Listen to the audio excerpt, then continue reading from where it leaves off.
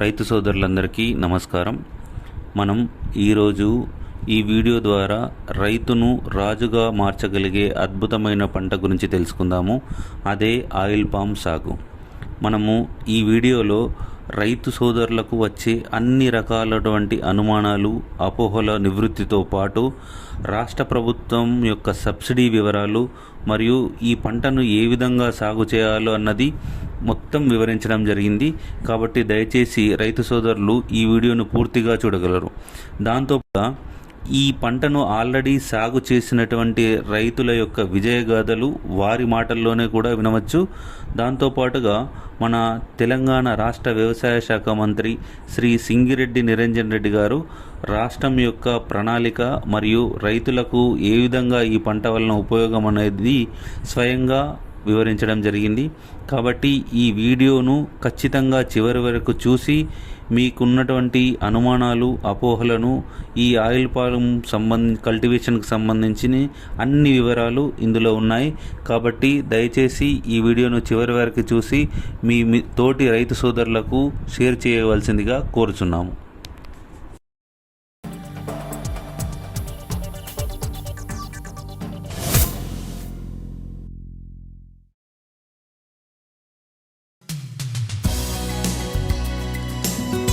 Oil palm చాలినంత నూనె దిగుబడినిస్తుంది మరియు ఈ నూనె ఆరోగ్యపరంగా కూడా చాలా మంచిది. ఆయిల్ పామ్ ద్వారా ముడి పామాయిల్ మరియు పామ్ కెర్నల్ నూనె లభిస్తుంది. పామాయిల్లో విటమిన్ ఏ మరియు ఈ పుష్కలంగా లభిస్తాయి. తద్వారా అభివృద్ధి చెందుతున్న దేశాల్లో పౌష్టికాహారం అందించడానికి దోహదపడుతుంది. ఈ పంటను అన్ని రకాల నేలల్లో పండించవచ్చు. తేమను పట్టి ఉంచే, మురుగునీరు పోయే సౌకర్యం గల లోతైన ఒండ్రు నేలలు, సేంద్రియ పదార్థం గల నేలలు మిక్కిలి అనుకూలమైనవి. అధిక క్షార, చౌడు భూములు, మురుగునీరు పోనటువంటి నేలలు, ఉదజని సూచిక 8.5 దాటిన నేలలు మరియు సముద్ర తీర ఇసుక నేలలు బలమైన గాలి వీచే ప్రదేశాలు అనువైనవి కాదు.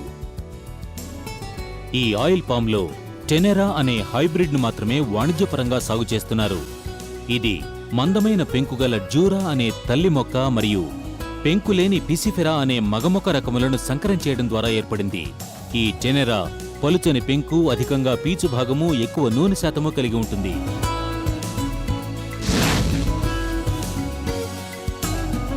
ఆయిల్ పామ్ మొక్కలను ఒక అంచె లేదా రెండంచెల నర్సరీ పద్ధతి ద్వారా పెంచొచ్చు. ఒకంచె నర్సరీ విధానంలో సంచులను మట్టి మరియు సేంద్రియ ఎరువులు కలిపిన మిశ్రమంతో నింపి 45 సెంటీమీటర్లు ఎడంగా ఉంచాలి. ప్రతి సంచిలో ఒక మొలకను నాటాలి.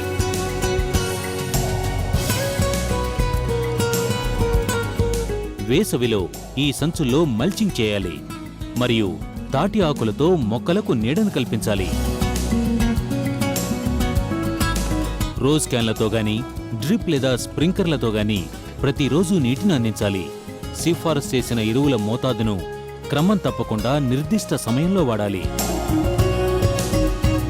రెండంచెల నర్సరీ విధానంలో మొలకెత్తిన విత్తనాలను చిన్న చిన్న ప్లాస్టిక్ సంచుల్లో నాటి వాటికి తాటి ఆకులతో నీడను కల్పించాలి. 3 నెలల తర్వాత వీటిని పెద్ద ప్లాస్టిక్ సంచుల్లోకి మార్చి ఈ సంచులను 90 సెంటీమీటర్ల ఎడంగా త్రిభుజాకారంలో ఎక్కువ మొక్కలు పట్టేలా ఉంచాలి. వేసవిలో ఈ నర్సరీ మొక్కల సంచుల్లో మల్చింగ్ చేయాలి. నీటిని మరియు ఎరువులను సిఫారసు మేరకు సకాలంలో అందించి మొక్కల పెరుగుదలకు జాగ్రత్తలు తీసుకోవాలి. మొక్కలకు రోజ్ క్యాన్లతో గాని, డ్రిప్ లేదా స్ప్రింకర్లతో గాని నీటిని అందించాలి. నర్సరీని ఈదురుగాలుల నుండి, వేడిగాలి నుండి కాపాడడానికి చుట్టూతా ఎత్తుగా పెరిగే చెట్లను పెంచుకోవచ్చు.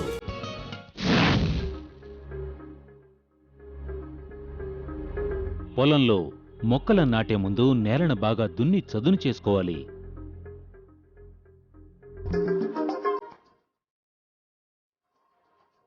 మొక్కలు నాటడానికి ముందుగానే గుంటలు తవ్వుకోవాలి. ఆ గుంటలు 2 అడుగుల పొడవు, 2 అడుగుల వెడల్పు, 2 అడుగుల లోతు గలవై ఉండాలి. పోస్ట్ హోల్ డిగ్గర్ అనే యంత్రాన్ని ఉపయోగించి 2 లేదా 3 నిమిషాల్లో ఒక గుంటను తవ్వి సమయాన్ని, శ్రమను మరియు ఖర్చును తగ్గించుకోవచ్చు. 12 నుండి 14 నెలల వయసు కలిగి ఆరోగ్యంగా ఉండి 1 నుండి 1.3 మీటర్ల ఎత్తు, 13 ఆకులు కలిగి కాండం మొదలు బాగా పెరిగిన మొక్కల్నే నాటుకోవాలి. ఈ మొక్కలను నాటే ప్రదేశానికి నాటే ముందు మాత్రమే తెచ్చుకోవాలి.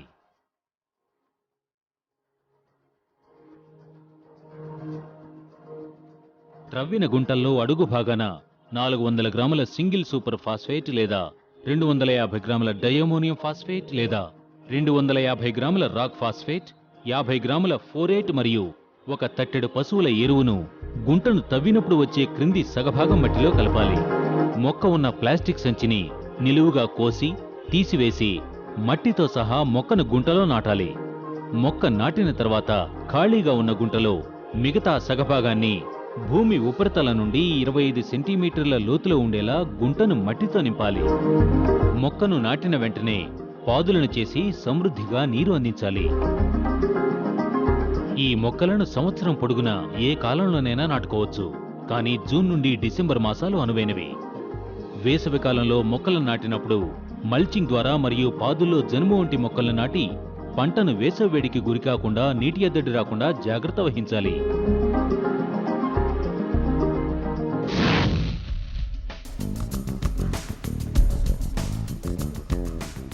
మంచి పెరుగుదల కోసం మొక్క మీద అధిక సంఖ్యలో పచ్చి ఆకులు ఉండేటట్లు చూసుకోవాలి.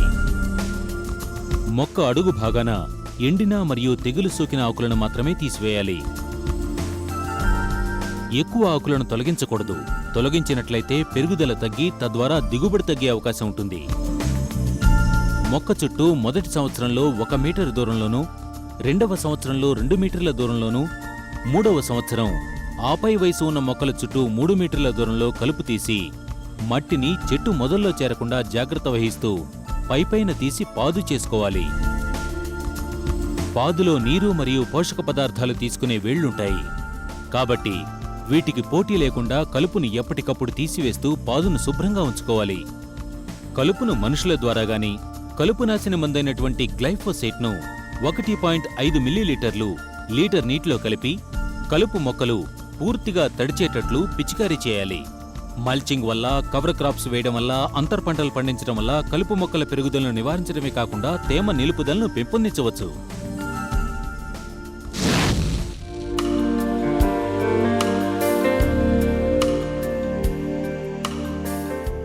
ఆయిల్ పామ్ చాలా త్వరగా పెరుగుతుంది.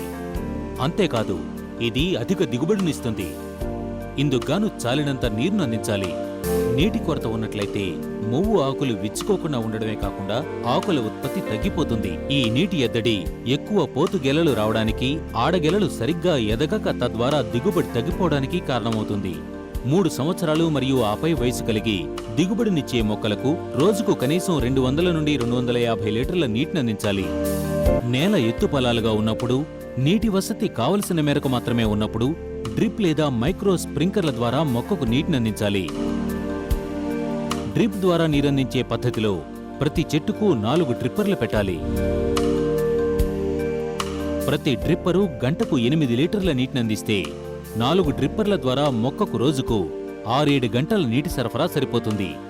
ఎప్పటికప్పుడు డ్రిప్పర్లను సరిగా పనిచేసేలా చూసుకోవాలి. మైక్రోజెట్ ద్వారా నీరందించే పద్ధతిలో మొక్కకు ఇరువైపులా ఒక్కొక్క జెట్ చొప్పున 2 జెట్లను అమర్చాలి. ఒక్కో జెట్ 40 లీటర్ల నీటిని అందించినట్లయితే మొక్కకు రోజుకు 2-3 గంటలు నీరందించాలి. ఆయా నేల మరియు వాతావరణ పరిస్థితులను బట్టి వేసవిలో ఈ నీటి పరిమాణాన్ని పెంచాలి. కాలువల ద్వారా నీరందించడంతో పోలిస్తే డ్రిప్ లేదా మైక్రోజెట్ పద్ధతి ద్వారా సగం నీరు ఆదా అవుతుంది.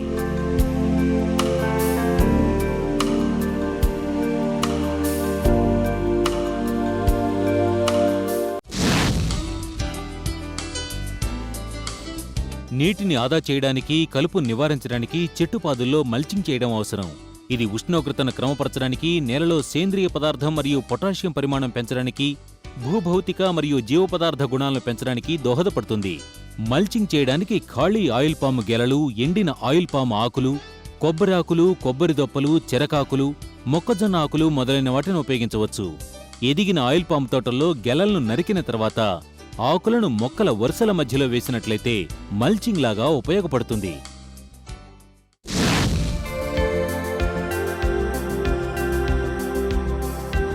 ఆయిల్ పామ్ మొక్కల ఎదుగుదలకు, మంచి దిగుబడికి సమతుల్యమైన మరియు తగిన పరిమాణంలో స్థూల, సూక్ష్మ పోషక పదార్థాలు అవసరం.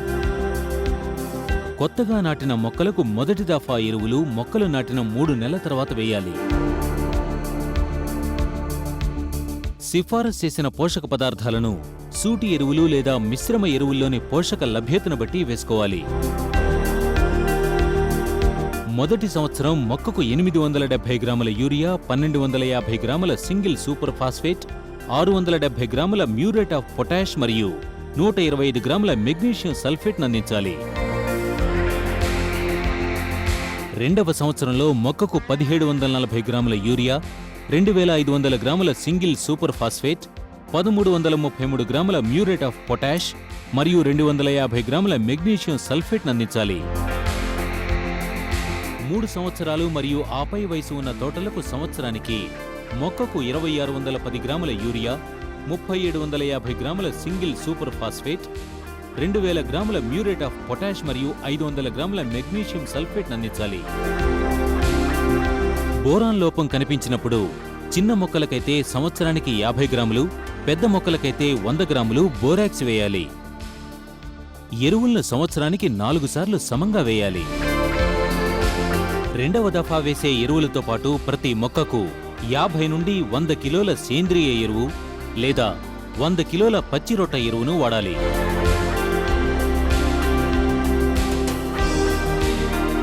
అలాగే 5 కిలోగ్రాముల వేపపిండిని కూడా వాడుకోవచ్చు. మొక్కకు చాలినంత సేంద్రియ ఎరువులను వాడినప్పుడు తదనుగుణంగా నత్రజని సంబంధిత ఎరువుల వాడకాన్ని తగ్గించుకోవాలి. కలుపు తీసిన పాదుల్లో చెట్టు మొదలు నుండి 50 సెంటీమీటర్ల దూరంలో ఎక్కడైతే పీచువేళ్లు అధికంగా ఉంటాయో అక్కడ పాదు చుట్టూ ఎరువులను చల్లి పైపైన మట్టితో కలపాలి. ఆ తర్వాత వెంటనే నీటిని అందించాలి.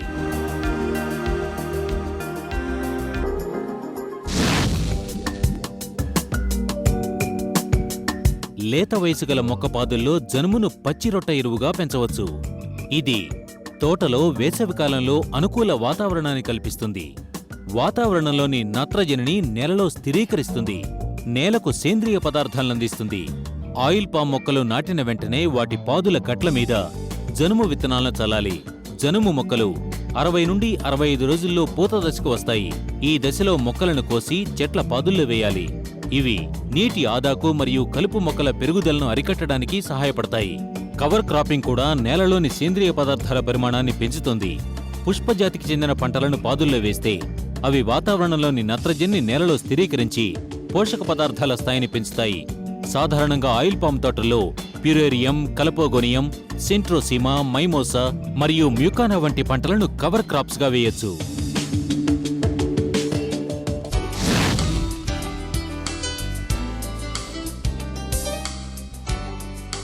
ఆయిల్ పామ్ తోటలో మొక్కల మధ్య దూరం ఎక్కువ కనుక మొదటి 3 సంవత్సరాల్లో మొక్కల మధ్య ఎక్కువ ఖాళీ ఉంటుంది. కాబట్టి దీనిలో అంతర్ పంటలు వేసుకుని మంచి ఆదాయాన్ని పొందొచ్చు. అంతర్ పంటగా మనం ఎంచుకునేది ఎలాంటి పంట ఉండాలంటే వెలుతురు, నీరు మరియు పోషక పదార్థాల కోసం ఆయిల్ పామ్తో అది పోటీ పడకుండా ఉండాలి.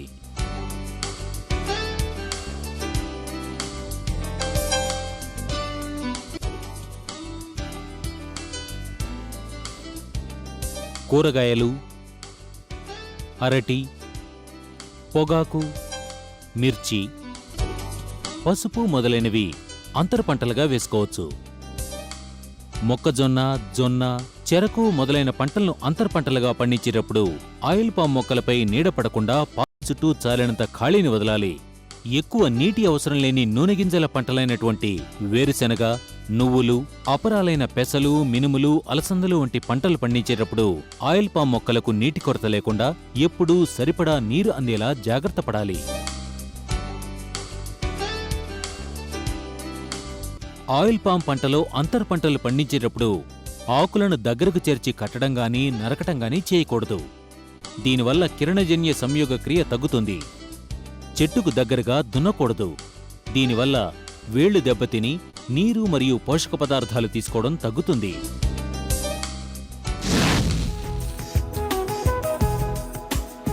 ఆయిల్ పామ్ చెట్లు నాటిన 14 నుండి 18 నెలల తర్వాత పూత దశకు వస్తాయి. ఒకే చెట్టుపై మగ మరియు ఆడ పూల గుత్తులు వేర్వేరుగా వస్తాయి. అబ్లేషన్ అంటే మొక్క తొలిదశలో వచ్చిన మగ మరియు ఆడ పూల గుత్తులను తీసివేయడం. దీనివల్ల మొక్క మరియు వేళ్ల ఎదుగుదల బాగుంటుంది. పూల గుత్తులు కనిపించిన వెంటనే అబ్లేషన్ చేయాలి. తొలి దశలో పూల గుత్తులను తేలిగ్గా చేత్తో తుంచేయవచ్చు. చెట్టు పెరుగుదలను బట్టి 2.5 నుండి 3 సంవత్సరాల వరకు అబ్లేషన్ చేయాలి. ఆయిల్ పామ్ పరపరాగ సంపర్కం ఎక్కువగా జరిగే పంట. పరాగ సంపర్కం గాలి ద్వారా కానీ కీటకాల ద్వారా కానీ జరుగుతుంది. గాలి ద్వారా జరిగే సంపర్కం మాత్రమే సరిపోదు. ఆయిల్ పామ్లో ఇలాయిడోబియస్ కామరునికస్ అనబడే కీటకం పరాగ సంపర్కానికి ఉపయోగపడుతుంది. 2.5 సంవత్సరాల తర్వాత ఆయిల్ పామ్ తోటల్లో దీన్ని విడుదల చేస్తారు. ఒకవేళ ఆయిల్ పామ్ చెట్ల పెరుగుదల బాగాలేనట్లయితే 3 సంవత్సరాల తర్వాత కూడా ఈ కీటకాన్ని విడుదల చేయొచ్చు.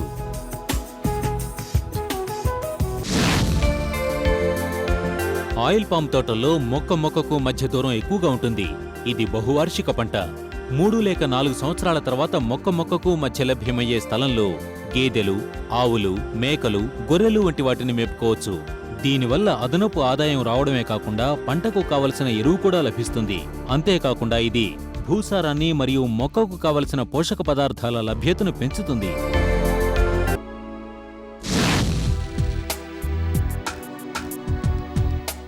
పక్వానికి వచ్చిన అన్ని గెలలను సరిగా గుర్తించి కోయాలి. పచ్చి గెలలను కోసినట్లయితే వాటిలో నూనె శాతం తక్కువగా ఉంటుంది మరియు నూనె నాణ్యత తగ్గుతుంది. గెలలోని పండ్లు నారింజ పసుపు రంగుకు మారడం, గెల నుండి వాటంతట అవే రాలడం మరియు పండ్లను వేళ్లతో నొక్కినప్పుడు నారింజ రంగు కలిగిన నూనె బయటికి రావడం అనేవి గెల పక్వానికి వచ్చింది అనేందుకు గుర్తులు. గెలను కోసేటప్పుడు కాడ పొడవు 5 సెంటీమీటర్లు మాత్రమే ఉంచుకోయాలి. లేత మొక్కల్లో మరియు ఎత్తు తక్కువగా ఉన్న మొక్కల్లో గెలలను బల్లేల ద్వారా కోయాలి. ఎదిగిన ఆయిల్ పామ్ తోటల్లో చెట్ల నుండి గెలలను అల్యూమినియం కడ్డీకి కత్తిని బిగించి కోయొచ్చు.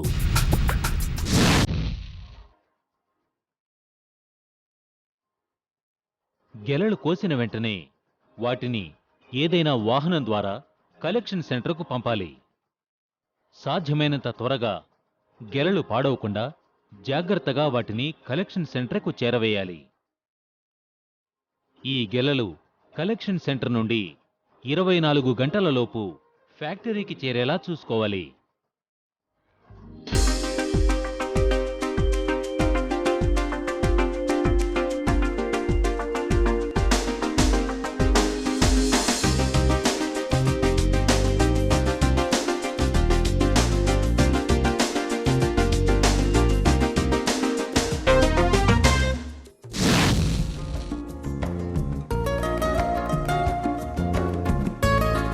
పామాయిల్ను ఎక్కువగా వంట నూనెగా మరియు వనస్పతి తయారీ కోసం ఉపయోగిస్తారు.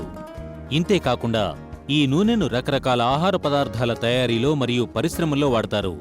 వాటిలో బిస్కెట్లు, ఐస్ క్రీంలు, సబ్బులు, షాంపూలు మరియు మార్గరైన్ మొదలైనవి ప్రధానమైనవి. ఆయిల్ పామ్ మన ఇళ్లల్లో, పనిచేసే చోట, హోటల్స్లో, కారులో ప్రయాణించేటప్పుడు ఇంకా అనేకమైన రకాలుగా వినియోగించడం ద్వారా ఊహించిన దానికంటే ఎక్కువగా మన జీవితాన్ని ప్రభావితం చేస్తుంది. ముడి నూనెలో కెరోటిన్ ఎక్కువగా ఉండడం ద్వారా విటమిన్ ఏ మనకు లభిస్తుంది. ఈ నూనె మన శరీరంలో ఉన్న కొలెస్ట్రాల్ శాతాన్ని నియంత్రిస్తుంది. ఇది అధిక ఉష్ణోగ్రతను తట్టుకుంటుంది. కాబట్టి వంట నూనెగా దీన్ని ఎక్కువగా ఉపయోగిస్తారు. ఇంతేకాకుండా ప్రపంచవ్యాప్తంగా ఎంతోమంది పామాయిల్ను మరియు వాటి ఉత్పత్తులను రకరకాలుగా వినియోగిస్తున్నారు.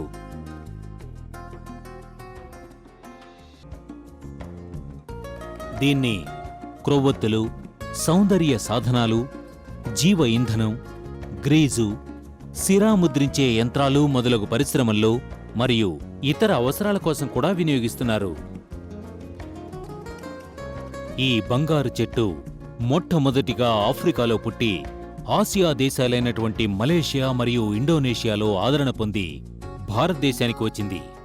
కానీ భారతదేశం ఈ పంటను పూర్తిగా వినియోగించుకోవడానికి పూనుకోవాలి.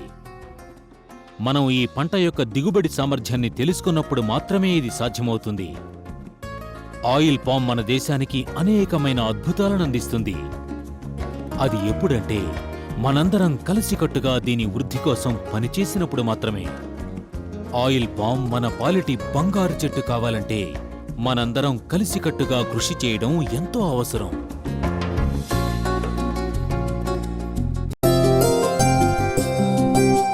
ఆయిల్ పామ్ అంటే నూనె గింజల పంట. ఇతర నూనె గింజల పంటల కన్నా ఎక్కువ నూనె ఉత్పత్తి సామర్థ్యం గల పంట. హెక్టారుకు 4 నుండి 5 టన్నుల నూనె ఉత్పత్తి జరుగుతుంది. రైతుల పాలిట కల్పతరువుగా చెప్పబడుతోంది. నెల నెల ఆదాయాన్నిచ్చే తోట పంట, మద్దతు ధరకు చట్టబద్ధత కల్పించబడిన పంట. ఇలా చెప్పుకుంటూ పోతే ఆయిల్ పామ్ పంటకు విశేషణాలెన్నో ఉన్నాయి. అందుకే అన్ని పంటలలోకెల్లా ఆయిల్ పామ్ సాగు చేసే రైతులు లక్ష్మీపుత్రులు అనే వాక్యం సార్థకమైంది. ఫస్ట్ 5 ఎకరాల పామాయిల్తో స్టార్ట్ చేశాను. ఏటా దాన్ని సాగు చేసుకుంటూ 5 ఎకరాలు కొనుక్కుంటూ ఒక 40 ఎకరాలకి సాగు చేయడం బాగుంది. ఈరోజు నాకు 60 ఎకరాలు ఉందండి పామాయిల్ తోట. 60 ఎకరాలు కూడా పామాయిలే. అంతా కాపులో ఉంది. 4వ సంవత్సరంలో 4 నుంచి 5 టన్నులు దిగుబడి వచ్చిందండి. 5వ సంవత్సరం ఆగస్టు నెలకి 7 టన్నుల వరకు వచ్చిందండి. 12-13 టన్నుల వరకు వస్తుందండి. 12 సంవత్సరాలు దాటిన తోటలో 12-13 టన్నులు వస్తుందండి ఎకరానికి దిగుబడి. 4వ సంవత్సరం కానించే మేము గెల్ల కొట్టుకుంటున్నాము. మాకు అందులో ఫలితాయం బాగానే వస్తుంది. బలం లేకపోయినా పోతుగెళ్ళు వస్తాయి, వాటర్ లేకపోయినా పోతుగెళ్ళు వస్తాయి. రిస్క్ లేని వ్యవసాయము, ఎంతో లాభదాయకమైన వ్యవసాయము. మంచి పంట ఇది, భయం లేని పంట. గాలి దుమ్ము వస్తే మామిడి తోటలు ఉన్నాయి, పడిపోతాయి. అట్లాగే జీడి ఉంది, రాలిపోద్ది. కొబ్బరి తోట ఉంది, మార్కెట్ కరెక్ట్గా ఉండదు, అప్ అండ్ డౌన్స్ అవుతూ ఉంటాయి. ప్రకృతి ఎట్టున్నా ఇది రాళ్ళ వానపరుచినా పర్వాలేదు, లేకపోతే గాలి దుమ్ము వచ్చినా పర్వాలేదు, తడిసిపోయినా పర్వాలేదు, ఏమైనా దీన్ని ఉంచిన పంట లేనే లేదు అసలుకి. ప్రకృతి వైపరీత్యాల వలన జీడి కానీ మామిడి కానీ పోయేది. ఈ పంట పోకుండా మాకు నికరంగా ఆదాయం వస్తుందనే నమ్మకం ఉంది. ఇవాళ చేసే వ్యవసాయాలలో ఆయిల్ పాము పర్లేదు అనిపించుకుంటుందండి. మాది 10 ఇయర్స్ తోట. ఇప్పుడు 13-14 టన్నులు 12 టన్నులు అట్లా వస్తుంది. ఇప్పుడున్న మార్కెట్ చాలా బాగుంది. కాబట్టి పామాయిల్ పంట ఆర్థికంగా రైతు నిలదొక్కుకోవడానికి చాలా మంచి ఉపయోగమైన పంట. ఈనాడు దాదాపు 12 టన్నులు తీయగలుగుతున్నాం అంటే ఇదంతా ఆయిల్ ఫెడ్ వాళ్ళ కృషి. ఎక్కడా లేనటువంటి సబ్సిడీలు ఈ పామాయిల్ రైతులకు, ఏ పంటకు ఇనటువంటి సబ్సిడీలు ఈ పంటకి ఇవ్వడం జరుగుతుంది. రైతుల్లో ఆనందం బాగుందండి. ఈ 15 రోజులు డబ్బులు వస్తాం వల్ల. సంవత్సరానికి 70,000 వస్తుందండి ఎకరానికి. దాంట్లో 30,000 ఖర్చు అవుతుంది. మనకి 40,000 చేతికి మిగులుతుందండి. నికరం 40,000 తగ్గకుండా ఆదాయం ఉంటుందండి. సంవత్సరానికి 20 ఎకరాల మీద కనీసం 15 లక్షల దాకా వస్తుంది. ఒక సాఫ్ట్వేర్ ఇంజనీర్కి ఎంత వస్తుందో 10 ఎకరాల పామాయిల్ ఆ రైతు పెంచుకుంటే అంతకంటే ఎక్కువ వస్తుంది. ఒక 10 ఎకరాలు ఈజ్ ఈక్వల్ టు ఒక ఆర్డీఓ స్థాయి ఎంప్లాయీతో సమానం అని కూడా చెప్తాను. ఎందుకంటే ఈ ఆయిల్ పామ్ వచ్చిన తర్వాతే మేము ఆర్థికంగా ఎదగటం జరిగిందండి. ఆర్థికంగా ఈ దమ్మపేట, అసపేట మండలాలు కూడా చాలా ఆర్థికంగా అభివృద్ధి చెందాయంటే మూల కారణం ఆయిల్ పామ్ తోటే. ఆ పామాయిల్ వల్ల మేము నెలకు 2 సార్లు గెల్లలు నరుక్కుంటున్నాము. బాగానే ఉంటుందండి. బ్యాంక్ వాళ్ళు కూడా లోన్ ఇస్తున్నారు. ఈ ఆయిల్ ఫెడ్ వారు దీన్ని అప్పచెప్పినందువల్ల ప్రభుత్వ ప్రోత్సాహాలు కూడా ఉన్నందువల్ల ఇప్పుడు పిల్లల చదువుకు కానీ, పిల్లలు మ్యారేజ్ చేయడానికి కానీ, పిల్లల భవిష్యత్తు బాగుండటానికి కూడా ఈ తోటలో అన్ని రకాలుగా కూడా ఉపయోగపడతా ఉన్నాయి. చాలా కష్టపడ్డామండి. వేరుశనగ వేసేవాళ్ళం, మొక్కజొన్న వేసేవాళ్ళం. దేనిలో కూడా మేము లాభాలు పొందలేకపోయాం. చాలా ఇబ్బందికరంగా ఉండేవాళ్ళం. ఈ పామాయిల్ వచ్చిన తర్వాత మాకు చాలా హ్యాపీగా ఉంది. నేను 2 కూతురుకు పెళ్ళిళ్ళు చేశా. పామాయిల్ వేసాకే మా కష్టాలు తీరాయండి. పామాయిల్ వల్లే మేము ఇంత డెవలప్ అయ్యాం. ఇప్పుడు తేటాకిల్లో ఉండేవాళ్ళం. ఇప్పుడు నేను 2 బిల్డింగులు కట్టానండి. చాలా హ్యాపీగా ఉంటున్నాం. ఇప్పుడు ఒక కారు కొనుక్కోగలిగాను వ్యవసాయం ద్వారా. ఈ పామాయిల్ వేసుకోవడం వల్ల 2 మోటార్ సైకిళ్ళు కొనుక్కోగలిగాను. నా పిల్లల్ని మంచి చదివించుకోగలుగుతున్నాను. మంచి అన్ని విధాలుగా నేను మంచిగా ఈ యొక్క పామాయిల్ వ్యవసాయం చేయడం వల్ల మంచి అభివృద్ధి చెంది మంచిగా బతుకుతున్నాను సార్. మేము ఇప్పుడు హ్యాపీగా బతుకుతున్నాం పామాయిల్ వేయటం వల్ల. రైతులందరూ ఆనందంగా ఈరోజు ఉన్నారంటే ఈనాడు ఈ పంట ప్రధానంగా రావటం వల్ల, ఈ పంట వల్లనే రైతులందరూ ఆనందంగా ఉన్నారు. పిల్లల్ని కూడా మంచిగా చదివించుకుంటారు. ముఖ్యంగా దీనివల్ల మేము గమనించింది ఏంటంటే చీడపీడల బాధ ఉండదు. పురుగు కానీ ఇంకోటి కానీ ఏమీ ఉండదు. చెట్టు చాలా హెల్దీగా ఉంటుంది. 8 టన్నులు 9 టన్నులు అయ్యేటువంటి తోటలో దీన్ని పోయటం వల్ల ఇంకో 2-3 టన్నులు అదనంగా కూడా వచ్చే పరిస్థితి ఉంది. అట్లానే మన వర్మీ కంపోస్టు, సేంద్రియ పదార్థాలు కూడా ఉద్యానం సాగించేటువంటి యూనిట్లను మేము తయారు చేసుకొని పామాయిల్ తోటకు అవసరమైనటువంటి సేంద్రియ ఎరువులను కూడా మేమే స్వయంగా తయారు చేసుకొని ఈరోజు జిల్లాలో మంచిగా ఉత్పత్తి సాధించి 2005-2006 సంవత్సరంలో ఉత్తమ రైతు అవార్డు కూడా నాకు ప్రభుత్వం ఇచ్చిందండి.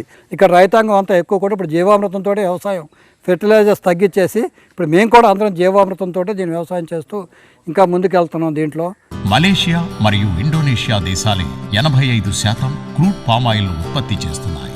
ఇందులో ఎక్కువ శాతం ఎగుమతవుతున్నాయి.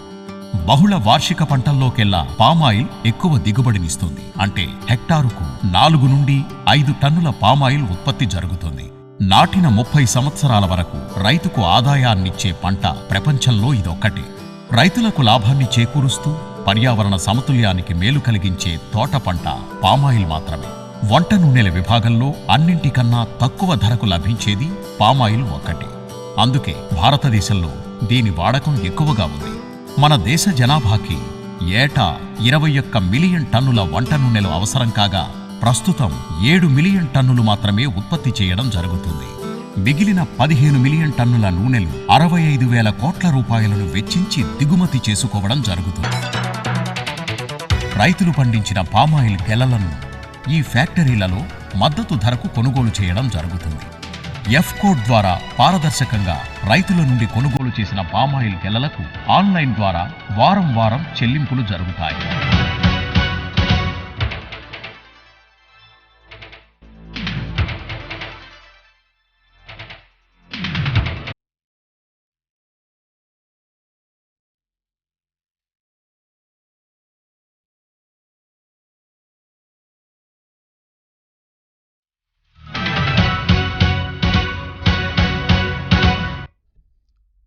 నమస్కారం.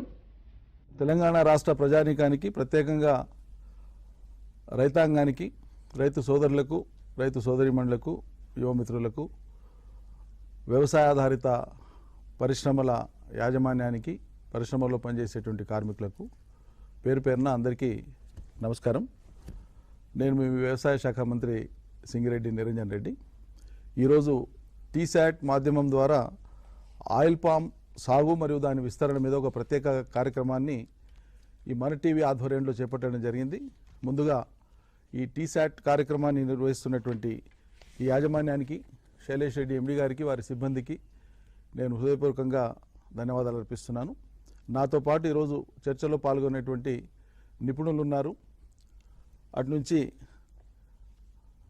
ఉద్యాన శాఖల్లో డిప్యూటీ డైరెక్టర్గా పనిచేస్తున్నటువంటి శ్రీమతి సరోజిని గారు, రాష్ట్ర oil fed chairman Shri Kanchela Ramakrishna garu, అభ్యుదయ రైతు మరియు దేవరఖద్ర నియోజకవర్గ శాసనసభ్యులు శ్రీ ఆల వెంకటేశ్వర రెడ్డి గారు, ఉద్యాన శాఖ డైరెక్టర్ శ్రీ వెంకటరామరెడ్డి గారు, ఆయిల్ ఫెడ్ ఎండి శ్రీ సురేందర్ గారు. మనం ఈరోజు భుజించేటువంటి ఆహారంలో భారతదేశంలో ఉండేటువంటి 138 కోట్ల ప్రజానీకానికి సంవత్సరానికి అవసరమైనటువంటి తినే నూనె, ఎడిబుల్ ఆయిల్ అంటాం, వంట నూనెలు. ఈ వంట నూనెలలో అనేక రకాలు కలిపి మొత్తం మిశ్రమం ఒక వంట నూనెగా భావిస్తాం మనం. కుసుమలు ఉన్నాయి, నువ్వులు ఉన్నాయి, ఆవాలు ఉన్నాయి, సోయా ఉంది, అదేవిధంగా ఆయిల్ పామ్ ఉంది, వేరుశెనగ ఉంది. ఇవన్నీ కూడా నూనెలు. వీటన్నింటి నుంచి కూడా తినేటువంటి ఎడిబుల్ ఆయిల్స్ వస్తాయి. ఈ ఆయిల్స్ మొత్తం కలిపి భారతదేశంలో ప్రజలకు ఎంత అవసరం అంటే సంవత్సరానికి 22 మిలియన్ టన్నుల నూనె అవసరం, తినే ఆహారం ప్రజానికానికి. ఈ దేశంలో 22 మిలియన్ టన్నుల నూనెకు గాను భారతదేశంలో ఈరోజు మొత్తం అన్ని రాష్ట్రాల వ్యవసాయదారులు కలిపి పండించేటువంటిదంతా కూడా కేవలం 7 మిలియన్ టన్నుల నూనె గింజలు మాత్రమే పండిస్తున్నారు భారత వ్యవసాయదారులు. ఇక్కడ తీవ్రమైన లోటు ఉంది మనకు. ఈ లోటు ఎంత లోటు ఉంది? దాదాపు 15 మిలియన్ టన్నుల లోటు ఉంది. ఈ 15 మిలియన్ టన్నుల నూనె గింజల్ని లేదా నూనెల్ని భారతదేశం దిగుబడి చేసుకునేటువంటి మూలంగా సంవత్సరానికి భారత ప్రభుత్వం 70 నుంచి 80 వేల కోట్ల రూపాయలు విదేశీ మారక ద్రవ్యం చెల్లిస్తున్నది దిగుమతి చేసుకోవడం కోసం. ఇండోనేషియా నుంచో, మలేషియా నుంచో, నుంచో మనం ఈ యొక్క తినే నూనెల్ని, రకరకాల నూనెల్ని, అందులో పామ్ ఆయిల్ అనేటువంటిది అత్యధికంగా ఉంది. మనం దిగుమతి చేసుకునేటువంటి 15 మిలియన్ టన్నుల నూనెలలో అత్యధిక శాతం పామ్ ఆయిల్ ఉంది. ఈ పామ్ ఆయిల్ అంతా కూడా ఇవాళ కాదు, రేపు రాబోయేటువంటి రోజులలో కూడా భారత ప్రజానీకానికి నూనెల యొక్క వినియోగం అనేది కంటిన్యూస్గా ఉంటుంది. ఇది కంటిన్యూస్గా ఉంటుంది, తగ్గదు. మరి ఇది కంటిన్యూస్గా అంటే నిరంతరాయంగా ఎల్లప్పుడూ అవసరమయ్యేటువంటి తినేటువంటి నూనెలు ఈ దేశంలో అవసరమైనప్పుడు ఆ మోతాదులో ఆ నూనె గింజల్ని పండించడం కూడా మన దేశం యొక్క అవసరం. దాన్ని గుర్తించే ఇవాళ కేంద్ర రాష్ట్ర ప్రభుత్వాలు భారతదేశంలో నూనె గింజల ఉత్పత్తిని పెంచాలి అనేటువంటి ఒక నిర్ణయం తీసుకోవడం జరిగింది.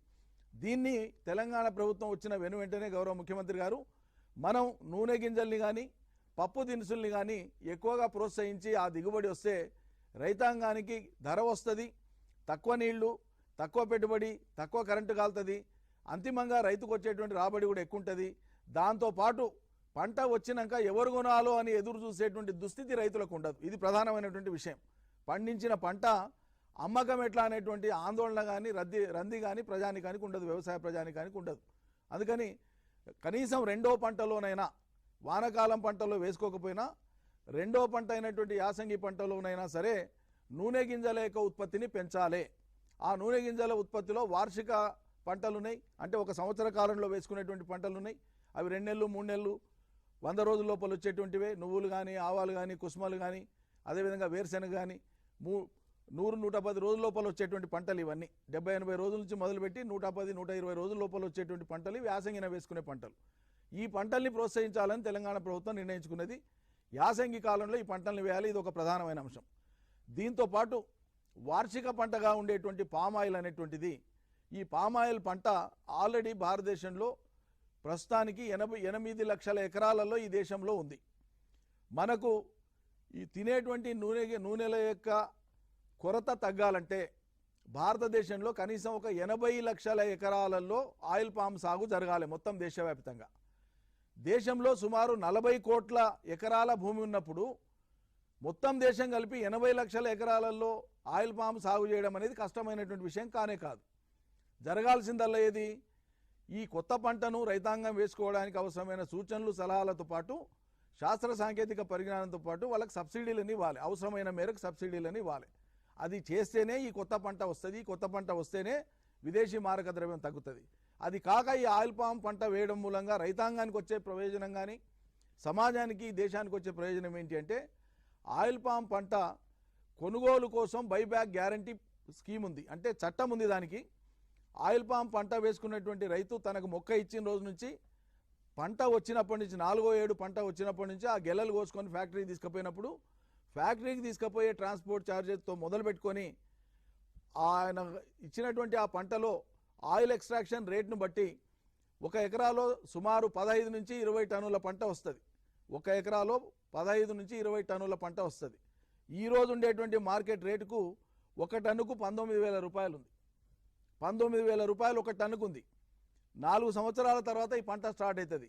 అంటే ఒక ఎకరా పంట స్టార్ట్ అయినాక 15 నుంచి 20 టన్నుల మధ్యలో ఒకవేళ ఆయిల్ పామ్ గెలలు మనకు వస్తున్నాయంటే ఇప్పుడు ఆల్రెడీ వస్తున్నాయి.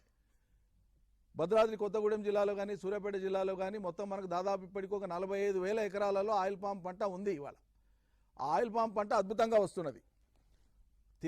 దాంట్లో ఉండేటువంటి నూనె శాతం కూడా భారతదేశంలో అందరికంటే హైయెస్ట్ మనతోనే వస్తున్నది. ఆంధ్ర కంటే కూడా మనతోనే హైయెస్ట్ వస్తున్నది. ఆయిల్ ఎక్స్ట్రాక్షన్ పర్సంటేజ్ అంటాం దాన్ని. దాన్ని బట్టి రేట్ నిర్ణయం అవుతుంది. ఈ రేట్ వచ్చేటువంటి దాన్ని సంవత్సరం పొడవునా మనం క్యాలిక్యులేట్ చేసుకుంటే 15 నుంచి 20 టన్నుల పంట దిగుబడి వస్తుంది అనుకుంటే ఇప్పుడు మార్కెట్లో ఉండేటువంటి రేట్, ఈ రేట్ ఎప్పుడు కూడా పెరిగేదే తప్ప తరిగే రేట్ కాదు. ఇది ఖచ్చితంగా ఈ రేట్కే కొనాలని ఫ్యాక్టరీ వాళ్ళు ఒప్పందం చేసుకుంటారు. ప్రభుత్వ కంపెనీ అయినటువంటి ఆయిల్ ఫెడ్ కావచ్చు, ఇతర కంపెనీలు ఎవరైతే ఇవాళ మార్కెట్లోకి వచ్చి మేము ఆయిల్ పామ్ సాగులో రైతులతో ఉడంబడిక చేసుకొని పంటను పెంపొందించడానికి మేము ఉంటామని చెప్పి ఎవరైతే వచ్చినారో వాళ్ళు కానీ చట్ట పరిధిలో వాళ్ళు అగ్రిమెంట్ చేసుకుంటారు. వాళ్ళు ఖచ్చితంగా కొనాల్సిందే, కొని వాళ్ళ రేట్ ఇవ్వాల్సిందే. ఈ రకంగా ఒక పంటను కొనడానికి ఒప్పందం చేసుకొని గ్యారంటీగా కొనేటువంటి విధానం వాళ్ళ దేశంలో గత 30-35 ఏళ్ళుగా అమల్లో ఉండేటువంటి ఏకైక పంట, వ్యవసాయ పంట, ఉద్యాన పంట అది ఆయిల్ పామ్ మాత్రమే. ఇంకా దేనికి కూడా బైబ్యాక్ గ్యారంటీ లేదు. సో ఇట్లా బైబ్యాక్ గ్యారంటీ ఉండడం ఒక అనుకూలత రైతాంగానికి. 2-4 ఏళ్ల వరకు అంతర్గత పంటలు వేసుకోవచ్చు. మూడవది, ఈ పంట పర్యావరణానికి చాలా కలిసి వచ్చేటువంటిది. స్వచ్ఛమైనటువంటి గాలి విడుదలవుతుంది. కార్బన్ డైఆక్సైడ్ని తీసుకొని ఆక్సిజన్ విడుదల చేయడంలో ప్రకృతిలో ఉండేటువంటి అన్ని వృక్ష సంపదల కంటే కూడా చాలా మెరుగైనటువంటి వృక్ష సంపదగా దీన్ని బొటానికల్ సైంటిస్టులు అంతా కూడా రూఢిపరిచినారు. దాని తర్వాత దీని నుంచి వచ్చేటువంటి ఆయిలే కాక ఇతర ఉప ఉత్పత్తులన్నీ కూడా అంతర్జాతీయ మార్కెట్లో డిమాండ్ ఉన్నాయి. కాస్మెటిక్స్ కోసం కానీ, బేకరీస్ కోసం కానీ, ఐస్ క్రీమ్స్ కోసం కానీ వాడేటువంటి మొత్తం ఉప ఉత్పత్తులలో 90% ఆయిల్ పామ్ బై ప్రోడక్ట్స్ నుంచే ఉన్నాయి. కాబట్టి విస్తారమైనటువంటి మార్కెట్ ఉంటుంది దీనికి.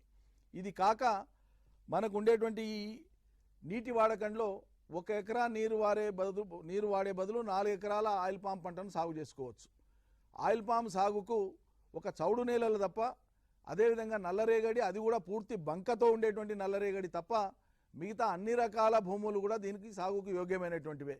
రాబోయేటువంటి రోజులలో ఈ సంవత్సరం మన దగ్గర ప్లాంట్ మొక్కలు 15-20 వేల ఎకరాలకు సరిపోను మాత్రమే ఉన్నాయి.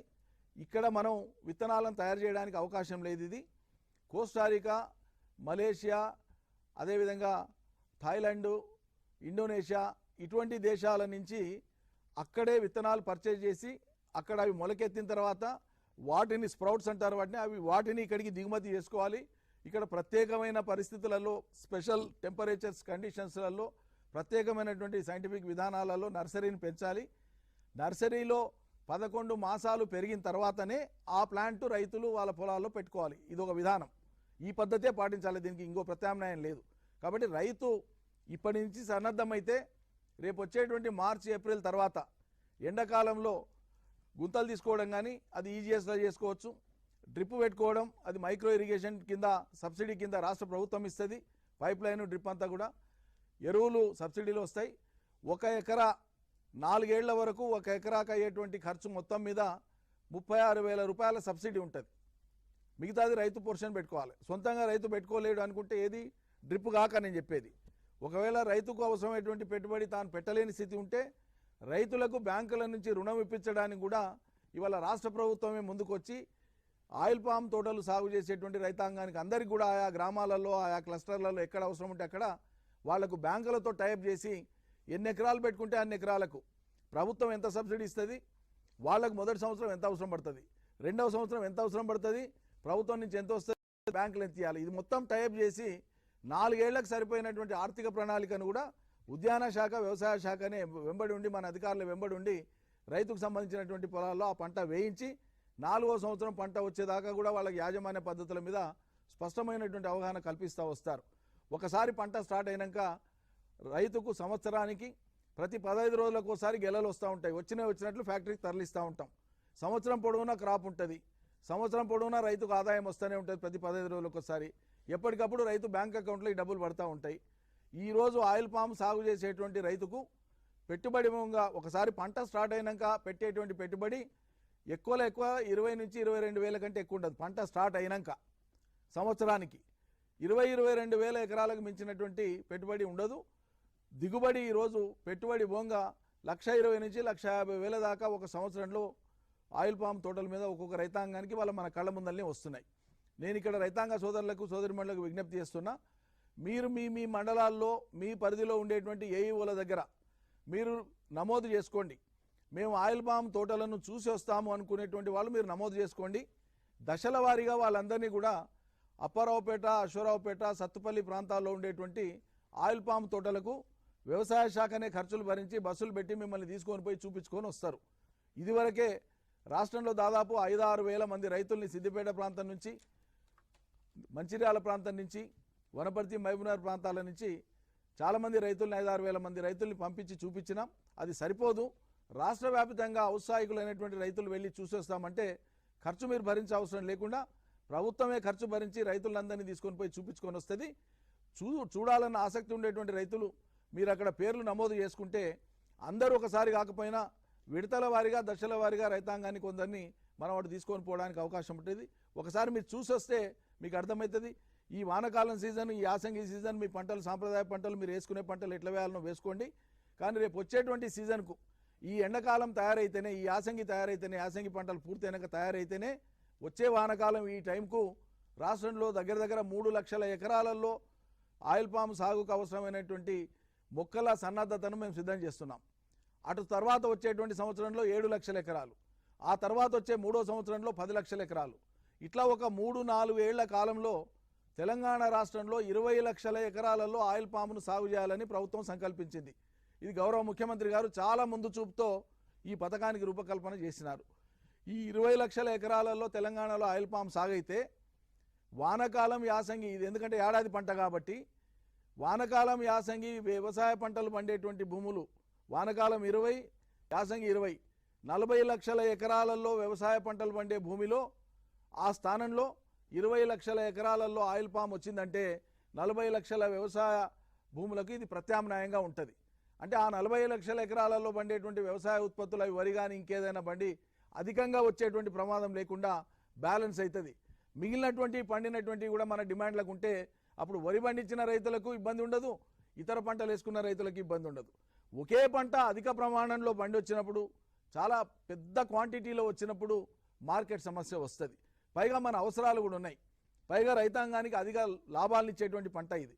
ఎంత వీలైతే అంత రైతులు ఎంత ముందుకు పోయినా కూడా రేపు కాలం కలిసి వచ్చి 20 లక్షల ఎకరాలు చూసినాక భవిష్యత్తులో మేము ఇంకా ఎక్కువ విస్తారంలో పోతామని మిగతా రైతులు కూడా ముందుకు వచ్చినా కూడా ప్రభుత్వం ప్రోత్సహించడానికి సిద్ధంగా ఉంది.